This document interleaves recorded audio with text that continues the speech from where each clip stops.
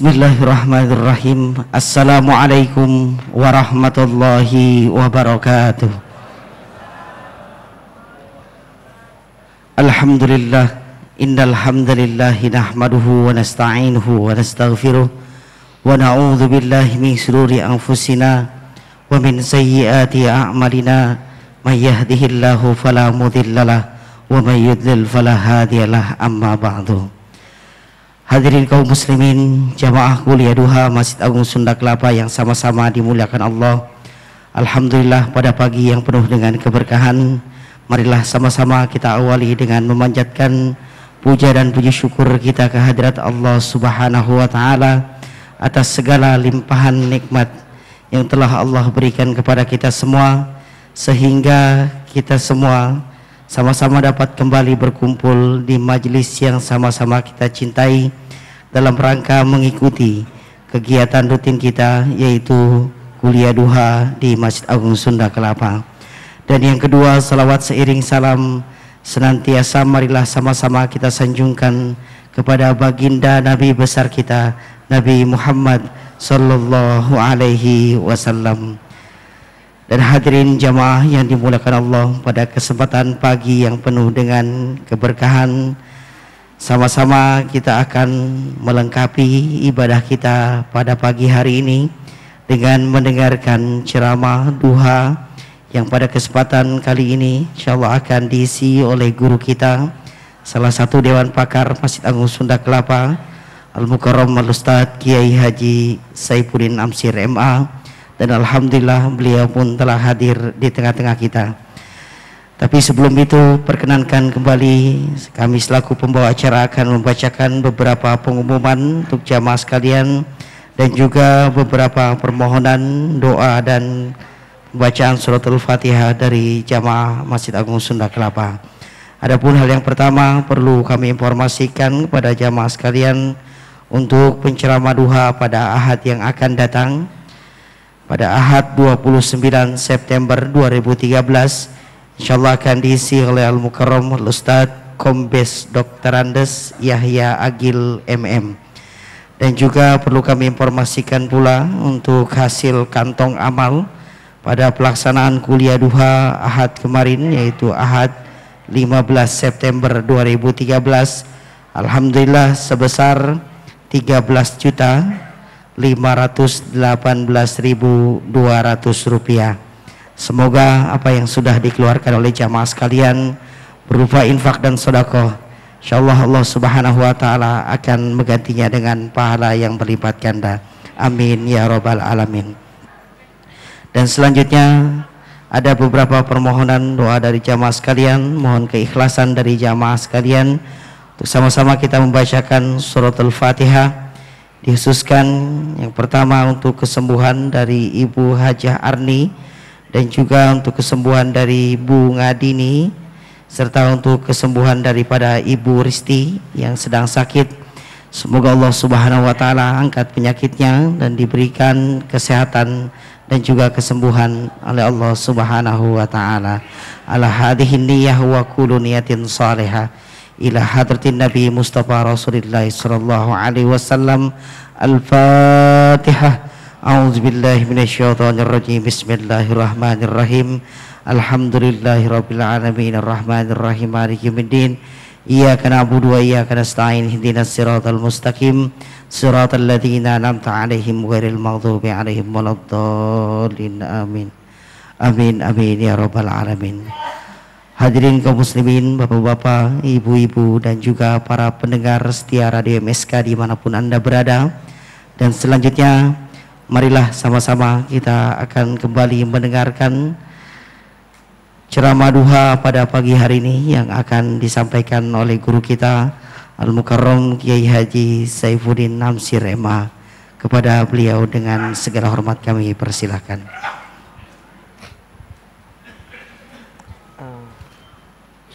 Faruk temanya nih enggak runtun ya, apa umum aja. 1 jam sampai setengah 9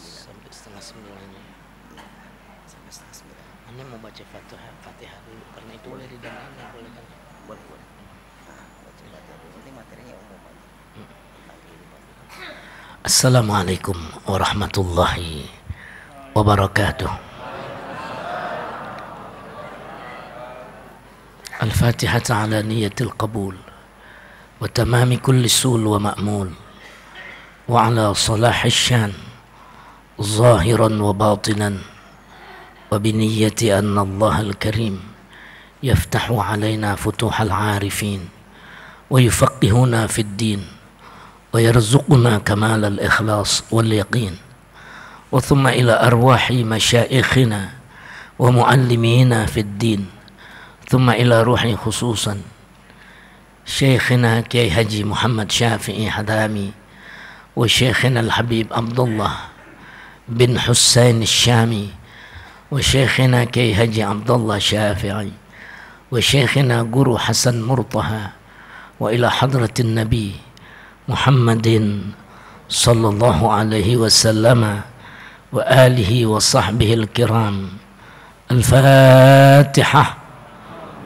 A'udzu billahi minasyaitonir rajim. Bismillahirrahmanirrahim. Alhamdulillahi rabbil alamin arrahmanir rahim. Maliki yaumiddin. Iyyaka na'budu wa iyyaka nasta'in. Ihdinas siratal mustaqim.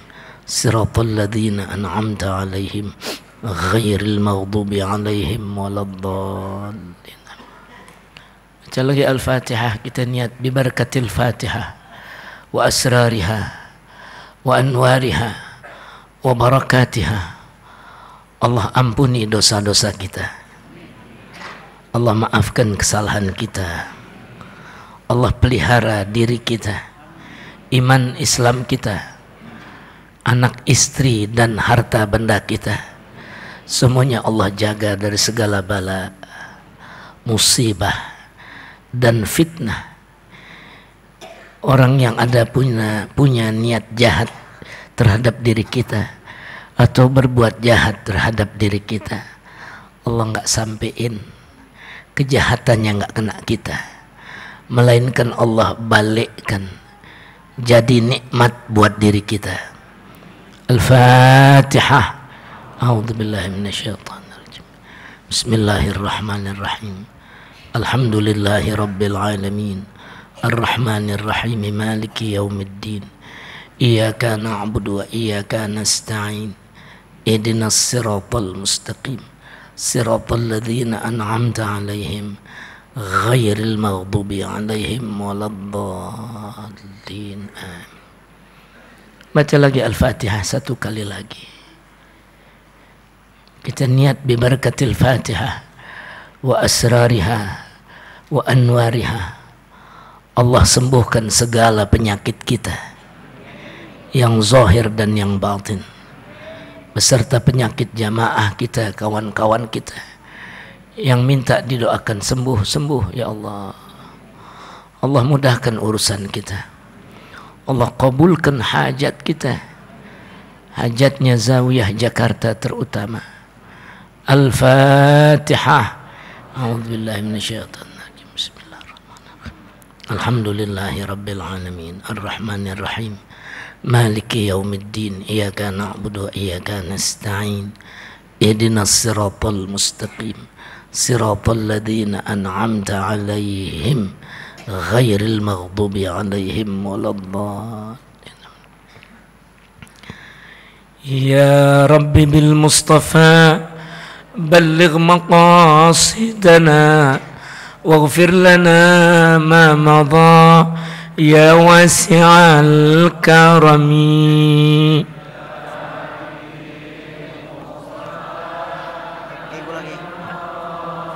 جزاك الله خير.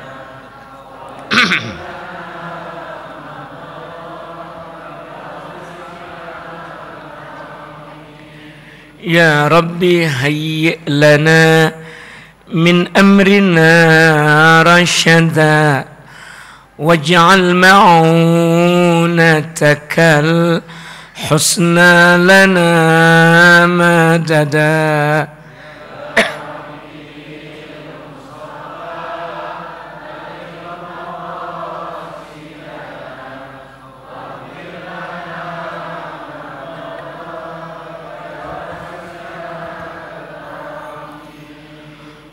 ولا تك kilna ila tadbiri anfusina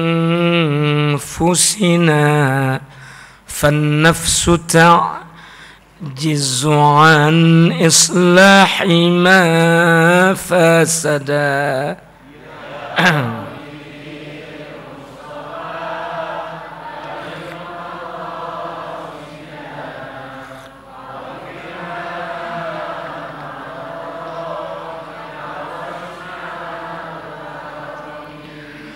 Antal alimu wa qad wajjahtu ya amali ila rajaika wajhan sa'ilan wa yada.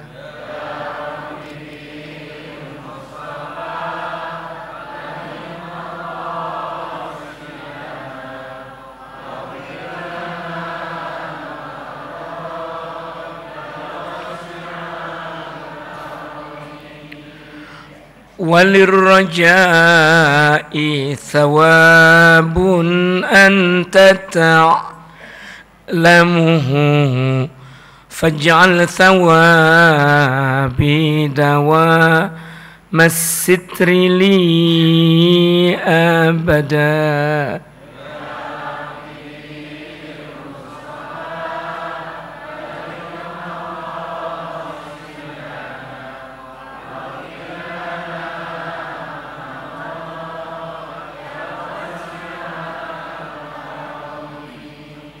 Allahumma salli wa sallim wa barik alaihi wa ala alihi.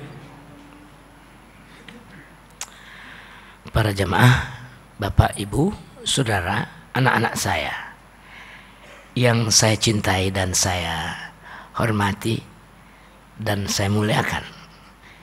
Yang saya muliakan tentunya yang tua-tuaan, yang mudah-mudahan ibadatnya udah pada kenceng, ya, udah banyak berjuang untuk umat, banyak memperhatikan arah yang mesti ditempuh oleh umat agar tetap berada dalam jalan yang diridhai Allah, siratul mustaqim. Jadi ada yang mesti saya cintai, ada yang mesti saya hormati, dan sekaligus ada yang mesti saya muliakan. Itu bukan gara-gara saya suka sering berbuat-buat, berulah-ulah, Bu ya, tapi karena ada hadis Rasulullah yang berbunyi nih, mudah-mudahan saya lagi nggak error nih otak saya nih ya. jadi benar hadis ini, laisa minna man lam yarham saghirana wa lam yuwaqqir kabirana. Laisa minna, tidak masuk dalam golongan kami. Itu sabda Rasulullah. Man lam yarham saghirana, yang tidak merasakan kasih kepada orang-orang yang lebih muda. Yang lebih muda tuh berikan mereka rasa kasih, perasaan yang ikhlas untuk menyayang mereka.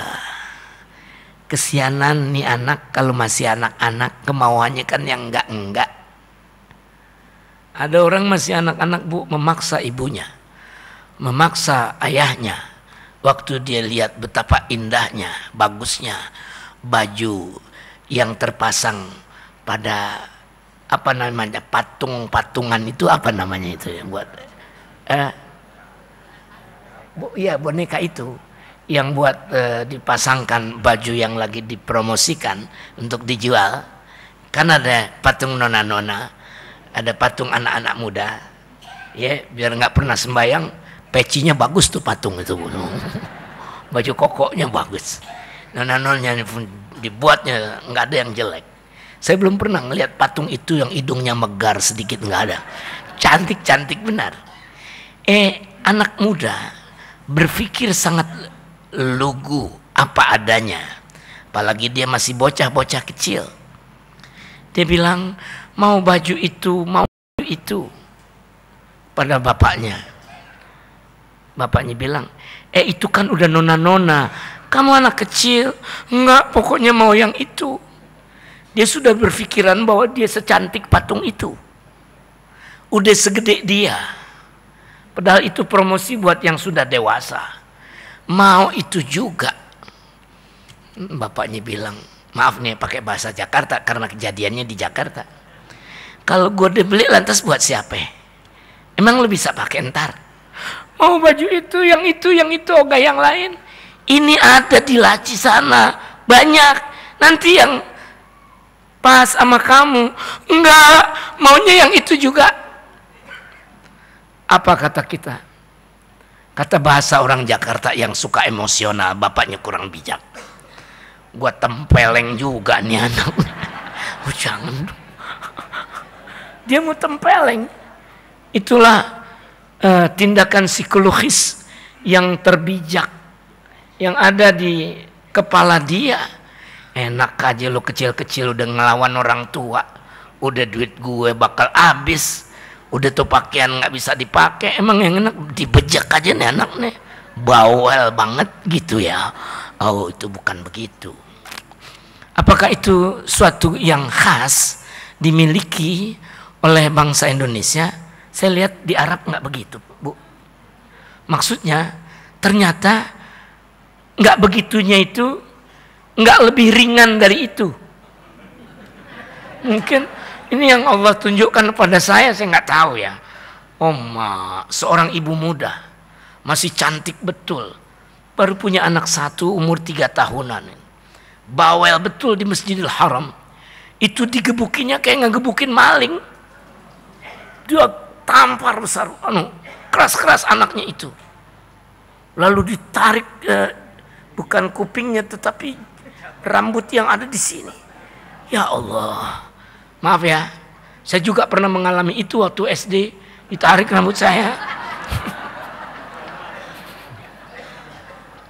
Tapi yang saya tahu itu orang paling kejam di sekolah saya, yang selalu berhadapan dengan masalah kekurangan duit. Gaji itu semua nggak ada pernah jadi gede sama dia. Jadi dia lampiaskan dengan kegalakannya terhadap anak-anak. Saya ingat, ya Allah, gue sih masih mending udah SD ditarik begini. Gara-gara nggak mau beli bukunya Bu Tambunan. Bukan menyela orang itu, kebetulan dia Kristen yang namanya Tambunan. Paling galak di sekolahan saya. Udah meninggal ya. Saya aja udah 58. Dia tambah 23 deh. Oh, kalau kena ngejewer anak, urusannya kecil-kecilan saja. Kenapa nggak beli buku yang saya jual? Kenapa nggak ini? Biar lu pinter kayak apa gue itu. Nah, yang itu saya lihat kembali di depan mata saya. Kenapa anak yang tampan ini, gedenya kayak apa? Kalau bukan jadi presiden. Kalau iya, ya Allah, presiden yang udah ditarik-tarik ya, cambangnya sejak masih kecil. Perempuan muda yang cantik itu, yang kadang terbang ke sana, terbang ke sini karena duitnya cukup, tapi masih melampiaskan hawa dendamnya dengan cara yang salah. Dia bukan guru ngaji. Kalau guru ngaji itu untuk membentuk disiplin ngajinya. Itu juga di masjid juga, Bu, di Masjidil Haram dan di Masjid Nabawi. Pada waktu umroh saya biasa, kalau di bulan puasa itu anak-anak mengaji Quran, menghafal Quran ya. Saya lihat 3 tahun, 4 tahun di depan gurunya yang orang Mesir. Sampai sekarang juga gurunya masih dia juga itu. Al-Allamah, guru Quran yang mengajarkan tahfizul Quran dari anak masih belia sekali, masih dini sampai remaja. Saya lihat dia menampari anak yang umurnya 12 tahun. Waduh, Mak, kalau mukanya yang ditampar udah nggak bisa nengok lagi besok deh tuh. Tangannya gede banget orang Mesir, ya.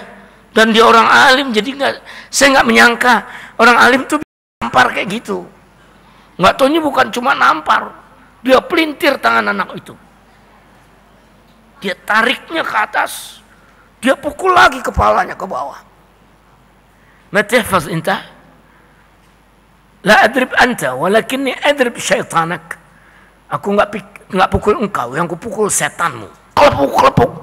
Biar setan yang ente pukul juga yang puyeng tuh anak.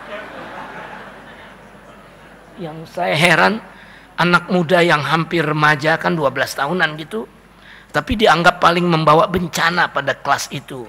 Karena yang lain umur 4 tahun, umur 3 tahun. Iqra illa ayyi juz'in wasalt. Baca juz apa yang kau sudah sampai sekarang. Juz 14, maka dia baca juz itu. Dikasih duit oleh gurunya. Nih, 50 real. Kalau yang bagus langsung dia kasih uang. Tapi ini nih, si 12 tahun. Yang 4-5 tahun lancar-lancar. Yang 3 tahun lagi, Allah Karim, saya dengerin lancar bener. Itu dikasih uang semuanya oleh gurunya. Maka si tambang yang nggak lulus hafalannya ini dipukul habis-habisan oleh gurunya. Karena dalam logika gurunya, bila engkau berkesungguhan, kau dapat lebih bagus dari anak-anak bocah itu. Jadi engkau termasuk pionir yang melemahkan sistem hafal Al-Quran yang ada di sini. Jadi kau saya pukul. Teriakin, televisiona, anta tusyahid televisiun daiman kulla laila, kelepok. Anak itu cuma ngangguk-ngangguk saja, sebab dia masih merasakan kasih sayang gurunya. Tapi kalau si nyonya muda yang cantik itu, saya nggak tahu itu kasih sayang yang dilakukan terhadap anaknya apa semacam emosi yang berlebihan, pertanda otoritas keibuan saat ini sudah melangkahi rasa kasih. Makanya Nabi cuma bilang, man lam yarham saghirana laisa minna man lam yarham saghirana. Bukan termasuk golongan kami yang tak punya belas kasih terhadap yang lebih muda. Walam yuwakkir kabirana, dan tidak menghormati yang lebih tua. Jadi bukan materinya dulu nih Pak, tapi yang insidental yang mesti kita jadikan pengantar. Kan saya bilang yang saya cintai gitu ya, yang saya kasihi, biar banyak anak-anak muda yang ikut dikasihi oleh yang tua-tua. Banyak juga anak-anak muda kita, ini cucu saya juga mau ngikutin aja, dikirain saya galak kali. Enggak nih, namanya Sibghatullah, dipanggilnya Sibi. Bi, njit ente nggak galak nih, buktinya ngomongnya begini, ya toh, man lam yarham saghirana. Jadi kasih yang muda, walam yuwakkir kabirana, hormati dong yang tua. Kalau yang hormati yang tua, dihormati yang tua. Waktu Sayyidina Abdullah bin Zubair, kalau Zubair kan sahabat Rasulullah, Zubair ibnul Awam, Zubair ibnul Awam. Kalau kita khutbah Jumat, zaman masih saya remaja, masih saya bawa nama-nama yang ini. Sekarang udah global aja, ya. Sayyidina Abu Bakar, wa Umar, wa Uthman, wa Ali, wa anit tabi'in, wa tabi'it tabi'in, wa man tabi'ahum bi ihsanin ila yaumiddin. Kalau saya khutbah, ibu-ibu nggak pernah datang ya, tapi bapak-bapak ini berkali-kali mendengar saya berkhutbah di sini. Kita akan baca selawat dan mendoakan keridhaan Allah terhadap para sahabat. Kan itu yang kita baca. Radhiyallahu an, disuruh oleh Bilal masalan waktu tarawih, tapi bukan di masjid kita. Di masjid kita jadi tanggung sekarang ini. Ya, cuma dia bilang takut bid'ah, jadi bilangnya yang bid'ah juga sih, tapi kecil. Aneh bukannya nyindirin inti nih para ulama. pengurus nih ya. Yang Anda lakukan itu sebetulnya menghindari bid'ah. Tapi dengan melakukan bid'ah. Mereka tidak merasa bid'ah. Cuma kalau menandakan rokaat-rokaat itu, kalau nggak diberi tanda kan nanti rokaatnya jadi salah melulu. Makanya untuk 2 rokaat pertama mereka bawa seperti yang ada di zaman sahabat. Sallu salatan sunnatat tarawih ajarakumullah. Jangan sekali-kali bilang bentuk ini bid'ah. Karena kerjaan ini udah dilakukan sejak zaman Rasulullah. Untuk bukan sholat fardu biasa, as-salatu jami'ah. Di Arabnya sendiri ucapan sesederhana ini tetap berlangsung di Mekah itu. Salatul qiyam ajarakumullah, bangun beramai-ramai. Tapi masih ngucap. Kenapa? Mereka bertanggung jawab, enggak bid'ah ini, wong di zaman Nabi udah ada.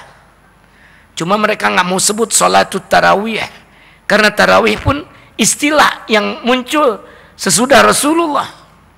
Tapi salatul qiyam itu ada hadis yang menyebut-nyebut tentang qiyamul lail dan sebagainya. Jadi lebih ditolerir dibandingkan ditinggalkan. Makanya ibu-ibu juga suka umroh bulan puasa. Coba deh sholat malam harinya itu. Akan ada ucapan itu. Salatul qiyam rahimakumullah. Yang nggak fanatik hanya terbatas dengan kata itu, menganalisis kata ini dan menganalogikannya dengan kata-kata yang lain, walaupun tidak disebut identik, tetapi memang serupa jalan pikirannya. Itu sih, walau nggak disebut sama Nabi, diizinin sama Nabi. Makanya inti ngomong bid'ah pada bagian ini juga Anda akan tertabrak oleh ucapan-ucapan Anda sendiri. Apa ini yang Anda pahami sebagai bid'ah?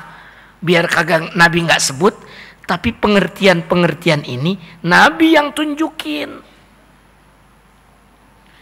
Kalau dengar Nabi, lantas inti nggak baca selawat, inti orang paling pelit. Manil bakhilu ya Rasulullah. Yang bakhil itu siapa ya Rasulullah? Al bakhilu man dzukirtu indahu wa lam yusalla alaih wa lam yusalla alai. Kau mau tahu orang pelit?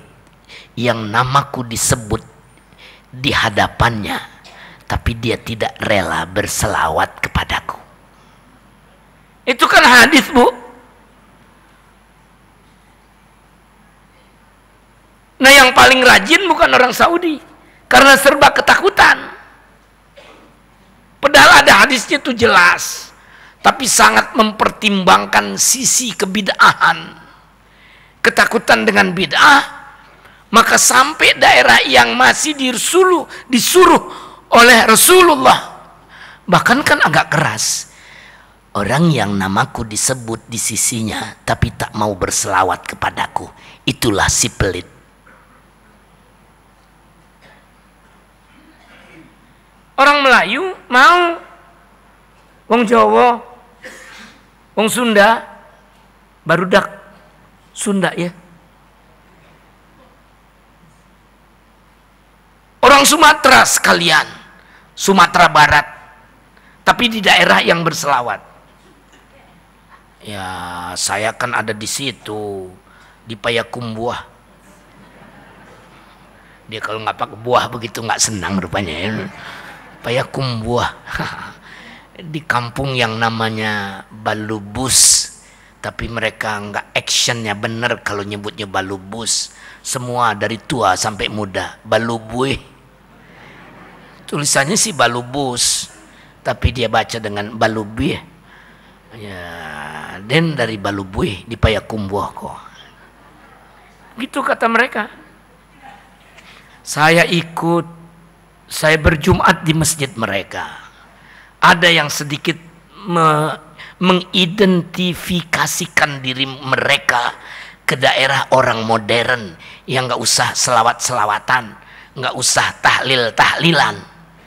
Tapi komunitas orang beriman nggak mau bertengkar dalam hal yang nggak perlu dipertengkarkan. Jadi di masjid itu maka penyumbang masjid yang mesti dibangun, waktu itu duit masih paling gede Bu, 500 udah gede banget waktu itu ya, tahun 80. Dan orang umumnya menyumbang 100 rupiah. Dan pada 100 rupiah itu dia sebut nama orang tuanya yang sudah wafat. Maka disumbangkan itu ke masjid. Yang wafat itu pun disebut oleh panitia untuk dibacakan tahlil kepada mereka. Jadi dekat banget tuh daerahnya antara di masjid ini dengan masjid yang lain yang nggak mau tahlil-tahlilan. Tapi yang tahlil tetap ada. Karena begitu pragmatis pemikirannya. Emang semuanya Nabi mesti sebutin. Ntar anak ente nggak bisa jadi insinyur. Gara-gara insinyur belum pernah disebut Nabi. Ada nggak hadis yang lafaznya pakai insinyur? Kalau utlubul ilma walau bisin itu hadis. Tuntutlah ilmu walaupun di negeri Cina. Itu masih hadis. Tapi yang jadiin anak jadi insinyur ada nggak? Apa mesti kita bilang lo bid'ah lo gara-gara anak lo jadi insinyur? Apa begitu? Toh akhirnya orang akan berpikiran lebih pragmatis, lebih melebar, lebih sadar. Tapi emosi keagamaan yang tidak berbasic belas kasih dan kehormatan menyebab dia membuat dirinya teralinasi dari komunitas orang Islam yang sebenarnya. Kata Rasulullah, mau tahu yang benar-benar masuk golongan kami, ama yang kecilan tuh sayang, ama yang tuaan hormat.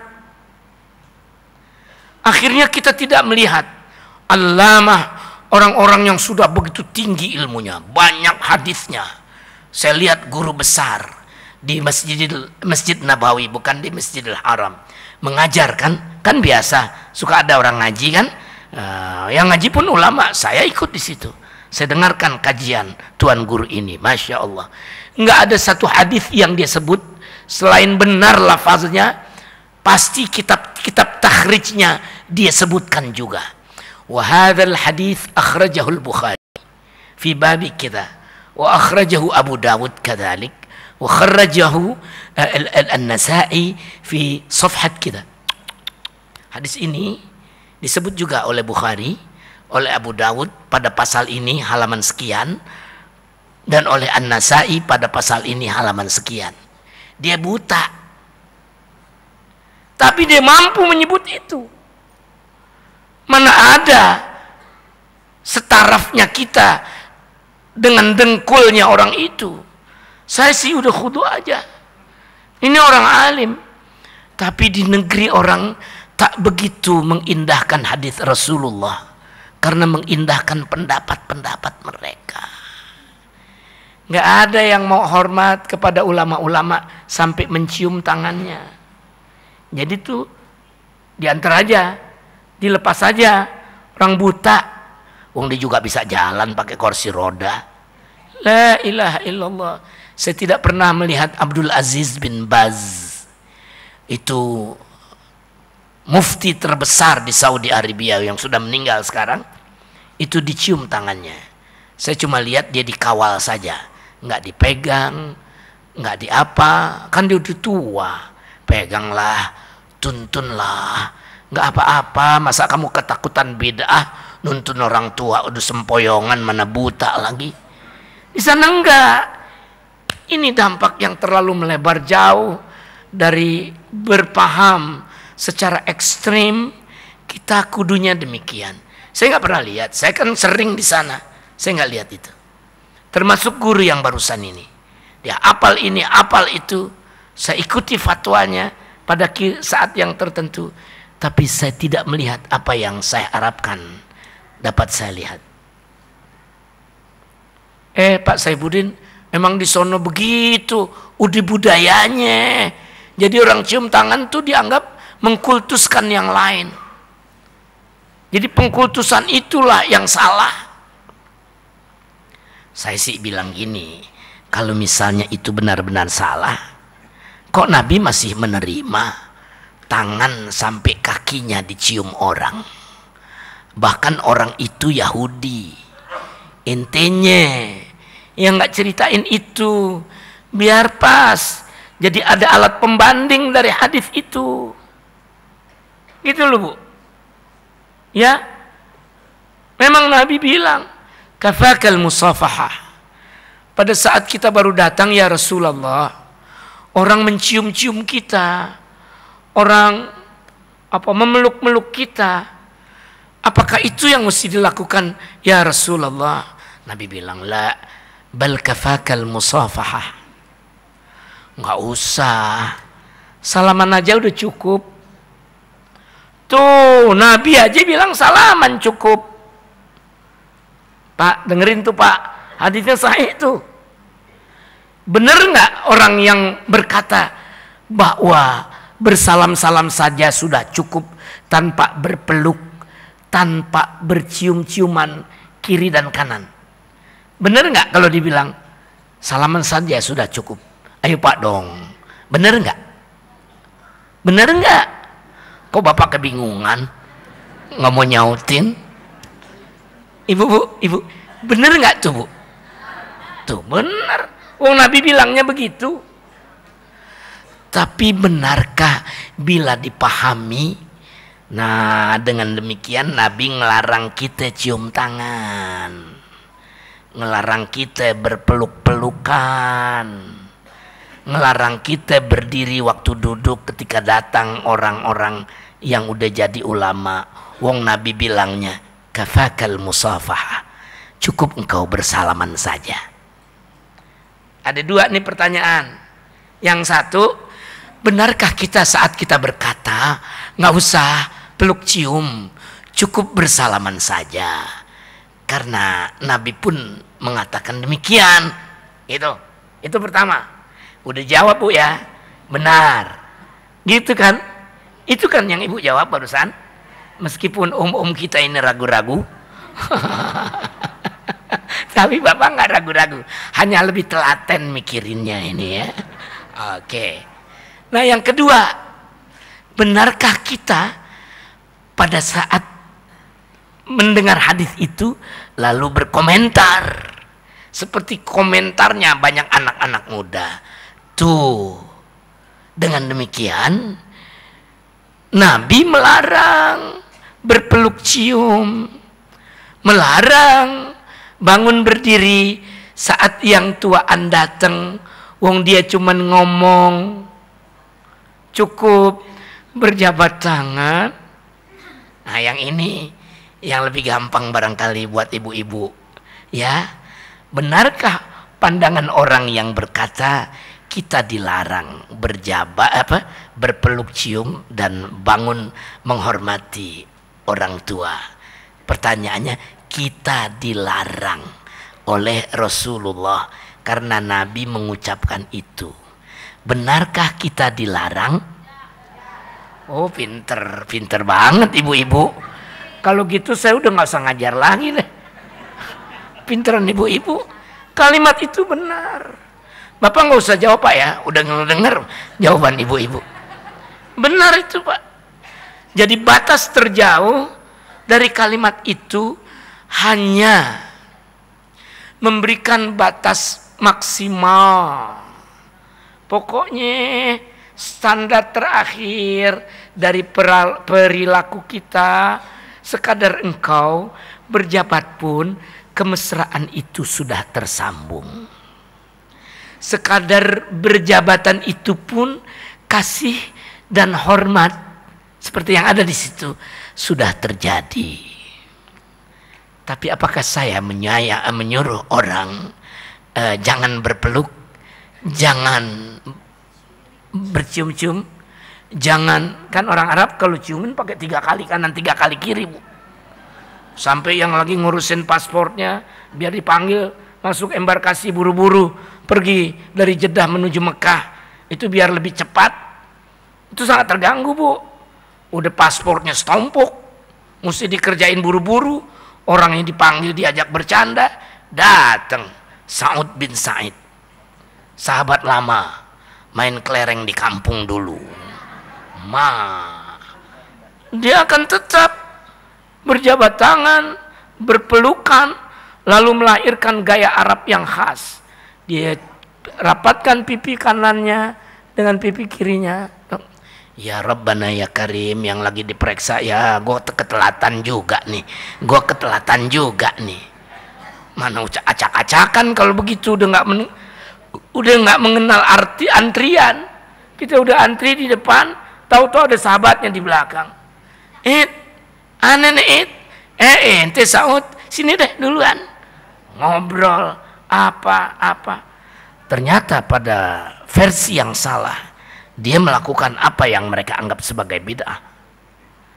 Enggak bid'ah, Bu, karena kalimat itu bukan larangan. Pak, bukan larangan, hanya pernyataan.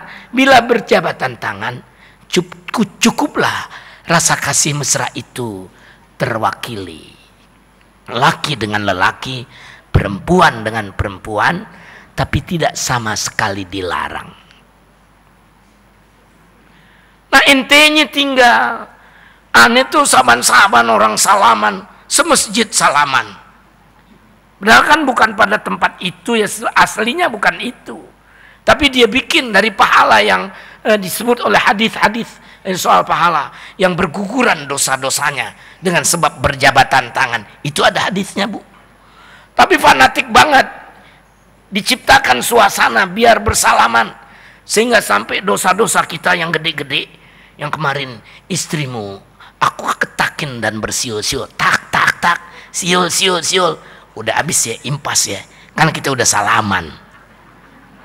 Apa begitu, Mak? Saban sehari bersalaman, tapi saban sehari bermaksiatan. Apa begitu? Jangan dong. Makanya hadis ini nggak pernah hadis kuat. Memang ada, diamalin. Saya sih setuju aja. Wong di Malaysia saya nggak bisa pulang, salaman orang satu masjid. Wah, ini hadisnya dari Jawa ini. Salaman semasjid. Apakah salah? Nggak dilarang. Cuma coba deh tolong dipikirin. Dilarang sih enggak. Pahalanya juga diunjukin sama Nabi. Tapi apakah boleh menjadi lebih dari ramah? Pak, maaf ngomongnya. Menjadi lebih dari ramah. Maka dia yang mendambakan pahala dari selawat itu sambil berjabat tangan itu lebih menginginkan pahala. Dipelukin gurunya, ditempel pipinya kiri dan kanan. Kalau yang nempel pipi itu cuma 2-3 orang ustadz, yang ditempelin masih enak. Nih yang belum mandi ikut nempel juga. Ya Allah, aneh jorokin, aneh yang jatuh, orang gedean dia. Sembahyang subuhnya nggak pakai mandi lagi. Aneh bukan ogah dipeluknya. Cuman semprotannya tuh nggak enak. Itu dari realitas yang bukan diceritakan orang. Saya sangat menderita pada saat usia saya tua. Udah sering sakit, badan seloyongan, kepala muter-muteran. Nih yang pelukan sambil kiri kanan. Lu enak cuman meluk gue sendirian. Ya kan? Gue nih 10 orang meluk-meluk begini. Uangnya aja semuanya masih kagak enak. Karena yang terbentur adalah saraf-saraf di kepala ini. Kalau dia nggak balik lagi, tuh vertigo ngacok terus. Ntar gue digotong orang gara-gara dipeluk-peluk. Jadi bukan dilarangnya. Tapi ada daerah-daerah yang sudah diketahui Rasulullah dalam ilmunya yang lama. Cukup deh salaman. Enggak aneh cinta me Saifuddin Amsir, gua peluk deh. Ya 3 orang aneh masih tahan, 7 orang udah puyeng. masih antri lagi yang di belakang. La ilaha illallah. Oke ya, pengantar yang sangat awal, yang sangat gampang buat dipikirin. Jadi bagaimanapun bila dipandu oleh Rasulullah biasanya tidak merupakan larangan, tapi perlu perhatian. Bahwa yang tidak dilarang pun bila engkau lakukan dalam emosi, dalam kesalahan, dalam pertahanan tradisi, dalam basa-basi, suka terjadi hal-hal yang tidak mengenakkan. Nabi sih berkali-kali begitu, dipandunya oleh Allah langsung. Waktu orang itu dalam rapat tentang penyerahan kota Madinah kepada orang kafir, yang akhirnya orang kafir terusir dari Madinah. Kan Nabi juga tidak bertindak dengan otoritas sebagai seorang nabi. Dia masih nanya kepada sang sesepuh yang mesti dihormati dalam hal ini. Kan yang muda dikesianin, yang tua dihormatin. Ada yang tua, walaupun dari suku yang lain, bukan orang Arab, orang Persia, tapi kan dia tua, apalagi dia berpengalaman, jadi dihormati pantas, diminta keterangannya karena dia berilmu juga pantas. Maka saat genting bagaimana Madinah mesti dipertahankan, Rasulullah menghormati si tua itu, namanya Salman Al-Farisi. Ibu ingat nggak? Ingat nggak, Bu? Ingat dong, masa tukang ngaji nggak ingat nama ini? Ada riwayat yang mengatakan pada usianya yang ke-90 dia baru masuk Islam. Sesudah lama mencari baginda Rasulullah. Jadi berapa tahun? 9 tahun. Walaupun saya pernah membaca yang 80 tahun. Jadi 80 tahun baru menyalami Rasulullah. Karena ingin bertemu, benarkah orang ini seorang utusan Allah? Udah dikit lagi nih, Bu nih.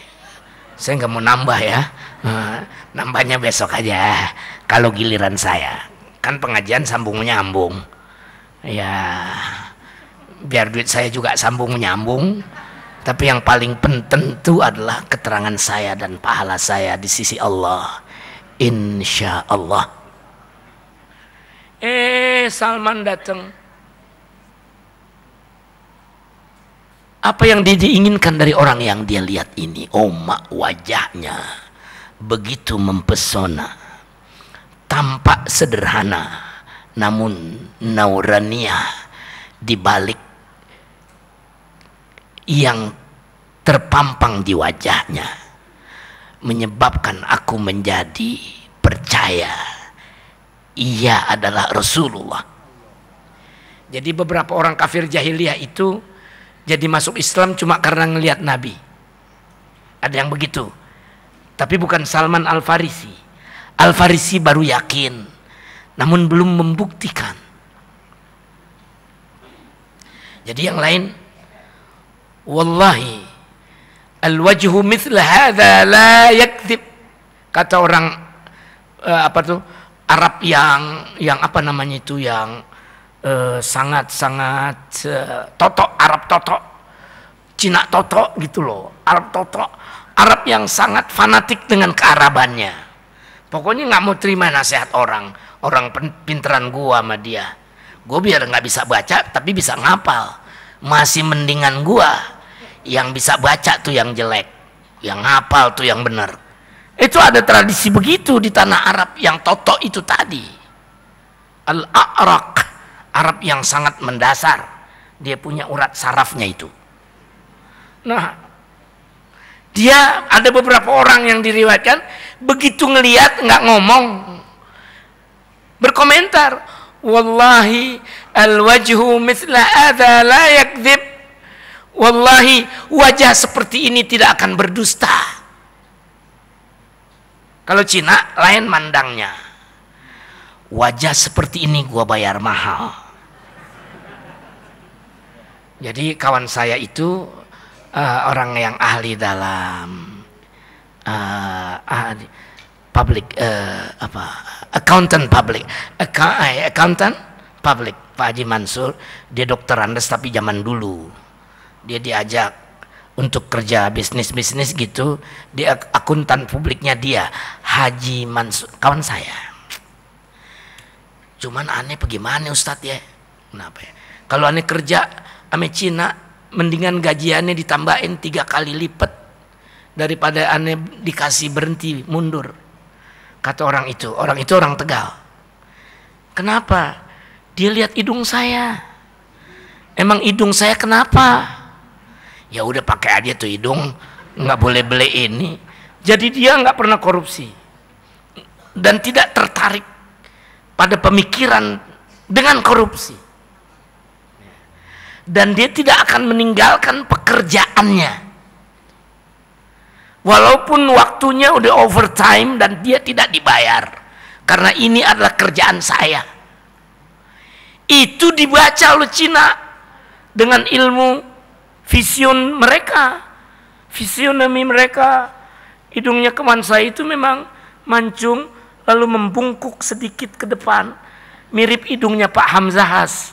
Tapi hidungnya dia lebih mahal di mata Cina dari hidungnya Pak Hamzahas karena tulen. Kerjanya Pak nggak ada yang ditinggal, nggak ada yang ribut. Kalau ada yang sulit mesti diselesaikan, mesti pakai jam 2 malam, dia nggak minta bayaran lebih.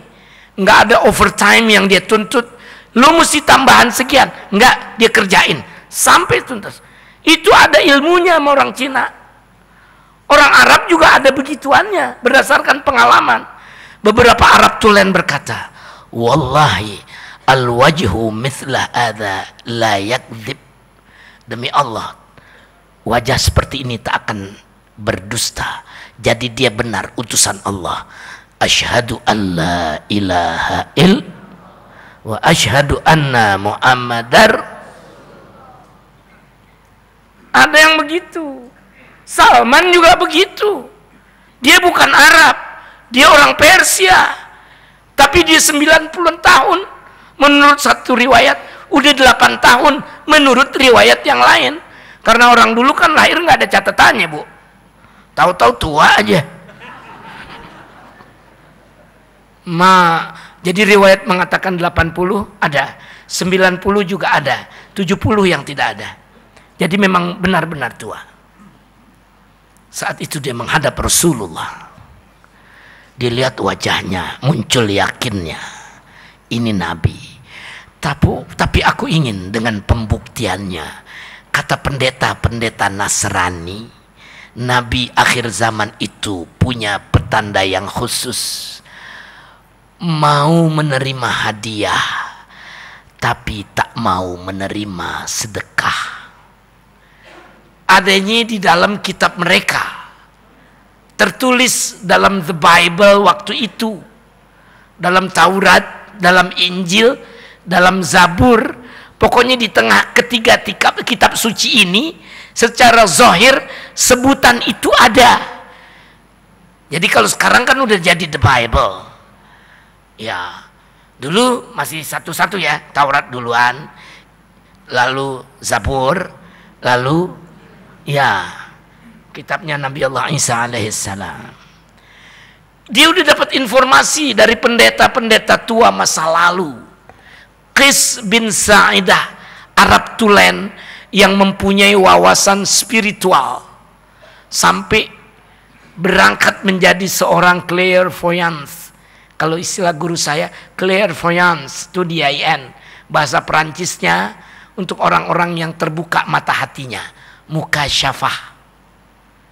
Nggak tahu bapak-bapak benerin apa kagak tuh kata clairvoyance, tapi di buku seperti itu. Nah, Qis bin Sa'idah aja yang ada bersama Rasulullah, tapi nggak mau masuk Islam, nggak mau dikufurin men Nabi, tetap masuk daerah yang perlu dihormati juga, Karena walaupun dia nggak ngikutin Rasulullah, dia tetap ngikutin Nabi Ibrahim. Sehingga cara penampakannya berbeda dengan orang-orang jahiliyah. Itu aja umurnya 350 tahun, masih hidup di zaman Nabi. Disebut dalam bait-bait oleh Rasulullah, nama Qais bin Sa'idah. Apalagi ini yang baru 80, 90, orang tidak ragu meriwayatkannya. Karena yang 70 ke bawah memang tidak ada. Jadi udah tua, masuk Islam, tapi dapat informasi. Nabi akhir zaman itu, wahai Bung Persia, kalau dikasih hadiah dia mau, dikasih sedekah dia nggak mau. Bapak mesti saya tanya nih kok sampai begitu ya? Hadiah kan pemberian, sedekah juga pemberian, tapi kok sampai dibeda-bedakan? Aturan masuk nih dalam kuis yang suka ada ya di televisi. Saya belum pernah dengar nih pertanyaan kayak begini. Padahal kan ini dalam hadis, dalam riwayat Rasulullah. Kenapa Nabi mau menerima hadiah, tak mau menerima sedekah? Padahal kedua-duanya sama, serupa tapi tak sama. Serupa dalam bentuk pemberian, tetapi tak sama dalam bentuk sikap kita kepada keduanya. Gitu. Wah, Pak udah lesu nih Pak? Udah lesu? Apa mungkin khusyuk nih? Kalau khusyuk kan ngantuk-ngantuk dikit kan, jadi kayak nambah khusyuk tuh. Enggak, kita akan berhenti sesudah ini ya. Salman, aku yakin dia Rasul, tapi aku ingin buktikan dengan apa yang mereka informasikan. Dia bertemu Rasulullah, dia mencium Rasulullah, dia memeluk Rasulullah, lalu dia berikan sesuatu kepada Rasulullah. Nabi bertanya, "Mahada? Apa ini, wahai saudara?" "Hadhihi sadaqah ya Rasul, ya Rasulullah." Nabi bilang, "Ana la aqbalus sadaqah." Saya tidak bisa menerima sedekah. Pulang Salman, oh benar, dia nggak mau tuh sedekah. Pada jumpa pertama, besoknya ditemui lagi Rasulullah sesudah sholat itu, dan dia bawakan bingkisan tadi. Nabi bertanya, "Wa ma hadhihi ya akhi?" Yang ini apa saudaraku? "Hadiah ya Rasulullah." "Idzan aqbal." Kalau begitu saya terima. Langsung, "Asyhadu an la ilaha il wa asyhadu anna Muhammadar." Jadi ada beberapa informasi pendahuluan yang saya sajikan. Maunya sih cukup untuk pengajian yang lanjutan, tapi kan waktunya udah liwat. Udah gitu sebagian udah ngantuk lagi. Semoga yang besok nggak ngantuk ya. Kita baru mulai pada kajian tentang standar atau basic yang menjadi kaidah umum dalam i'tiqad Ahlus Sunnah wal Jamaah. Ya, mudah-mudahan saya nggak kebawelan kebanyakan memberi contoh. Langsung aja masuk ya pada materinya. Banyak banget yang saya mestinya omongin berjamaah. Soal yang kekinian, tapi ya udah jam 8:30. Cuma gini aja deh, saya mau minta sumbangan nih. Kalau nggak bisa sumbangan material, sumbangan moral. Saya kan udah berkali-kali hadir di pengajian kita. Terakhir ketika saya ada dalam sidang pleno aliran-aliran thariqah Nahdlatul Ulama se-Indonesia yang ada di kemarin itu di di Pekalongan. Pleno PBNU-nya di Wonosobo. Terus saya berangkat lagi ke Pekalongan karena yang mimpin thariqah itu namanya Habib Lutfi bin Yahya. Ketika saya berhasrat kuat untuk ngebikin tanah saya itu biar jadi simpenan saya ada di akhirat. Tadinya saya mau jual melulu. Udah ada yang beli, minta dipulangin. Bagus dipulanginnya, nggak minta ditambahin. Malahan dia nambahin saya. Saya kembalikan uangnya, tapi dia memberikan hadiah kepada saya yang membuat sekampung saya cukup untuk makan gado-gado. Artinya lumayan, ya, gede. Dia pulang, saya pulangin 250 juta, saya diberi 25 juta sebagai hadiah. Tapi tanah saya nggak jadi dibeli karena tujuannya tadi untuk itu. Sekarang saya udah hampir dan ini mesti panjang sedikit aja untuk omongan ini karena ini bukan pengajian. Pengajiannya udah selesai. Ini kan pemberitaan. Saya pikir lama kelamaan saya nggak jadi nih mau bikin masjid di sini. Mau minta duit itu susah benar sama teman-teman. Ngejual aja masih dibalikin. Udah deh saya wakafin deh. Memang wakafinnya juga untuk situ. Tapi tanahnya kita wakafin, duitnya kan juga gede buat bikin bangunannya. Batas kemampuan saya cuma itu. 100 meter buat tempat merbot dan daerah operasinya. 50 meter buat masjid dan maslahatnya. Artinya bikin deh di tingkat atas masjidnya buat orang sholat. Tapi buat ngaji-ngajinya, buat anak-anak pesantrennya, biar di bawah. Saya bikin 200 meter aja, ya pakai kemampuan saya, gedenya bukan main. Masih lega itu, apalagi 500 meter. Cuman jangan saya juga yang disuruh bikin. Nggak bakal jadi-jadi. Saya ngomong deh malam-malam, udah ada yang mau mau jadi. Ustadz kami yang urus, Ustadz kami yang urus. Ya akhirnya kami urus. Saya pikir boleh deh urus aja yang belum saya rencanakan. Ini karena saya pada komunitas nasional, ya supaya kerjaan yang sekecil ini cepet-cepet dikerjain gitu.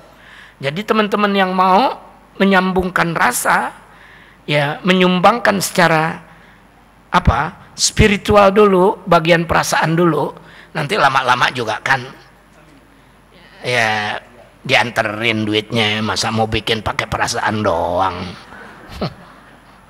Jadi begitu Ibu, begitu Bapak. Saya udah wakafkan akhirnya yang 500 itu kepada Jam'iyah Ahli Thariqah Mu'tabarah.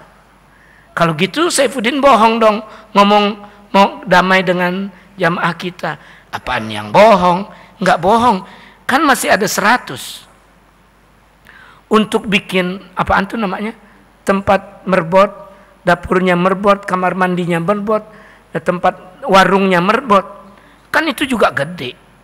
Bikinin aja ente berami-rami, nyari untung boleh nggak Ustadz saya di situ? Alhamdulillah, kalau nyari untungnya juga dibagi-bagi nanti untuk ngurusin masjid. Alhamdulillah banget. Bahkan baru tadi terfikirkan oleh saya, kalau gitu jangan tanggung-tanggung, kita bikin aja toko yang bagusan, ruang mesbot yang memadai, merbot, sama ahli manajemen soal dagang-dagang. Kan di tempat saya itu tempat ditanamnya bunga-bunga yang disebar ke seluruh Jawa untuk tanaman hias. Itu pusatnya di kampung itu Pak. Pohon apaan aja nggak pakai dirawatin, ditaruh aja gitu numbuh. Gue bosan me pohonnya, biarin dah. Cet, dicoret sedikit pangkalnya biar ada tajam-tajam nusuknya. Pret, jadi kembang yang kuning-kuning itu, kembang kertas itu subur daerah saya. Cuma tanah saya sedikit. Jadi saya wakafin aja udah lillahi ta'ala. Tapi yang sini jangan sedikit hasilnya. Jadi taman merbot juga, jadi toko juga. Siapa yang punya Ustadz? Yang punya saya. Tapi yang dagang siapa aja boleh. Asal bisa nyumbangin apa-apa ke masjid itu. Ya, kan it's very gampang. Take it easy. Kita cuma boleh dikasih oleh Allah. Ukuran teman-teman saya kemahalan, tapi ukuran bapak-bapak kemurahan. Saya bilang aja kayak gitu, orang patungan emang sendiri-sendiri. Jadi kalau yang mau coba tuh hubungin Faruk gitu. Jadi rukannya bukan 100 jadinya untuk kamar siapa? Apa tadi? Merbot. Jadi 200 saya tambahin lagi tanah saya. Supaya ada yang diwakafin, ada yang belum diwakafin. Jadi kita dagang di situ. Kamar merbot di sebelah sana. Tolongin dong saya. Saya kan cuma ngomong doang. Kalau mau syukur.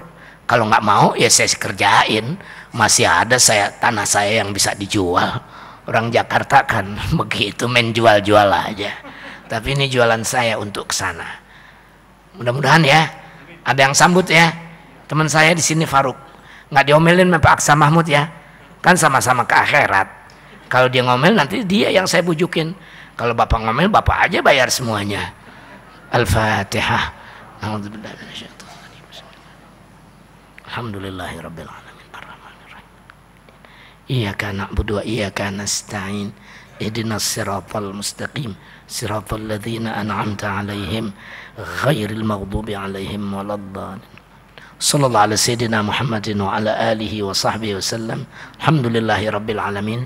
Sekali lagi saya mohon maaf melancangkan diri untuk itu, tetapi sangat berharap Anda menyambutnya dengan penghormatan dan kasih sayang.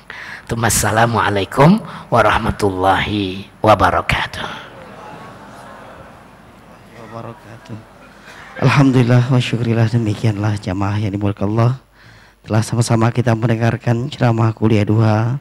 Semoga banyak manfaat yang dapat kita ambil dan juga semoga banyak hikmah yang dapat kita petik dalam kesempatan pagi hari ini. Dengan demikianlah sebagai kata penutup, marilah sama-sama kita akhiri dan kita tutup majelis kita dengan sama-sama membaca doa kafaratul majelis. Subhanakallahumma wa bihamdika wa asyhadu an la ilaha illa anta wa astaghfiruka wa atubu ilaik.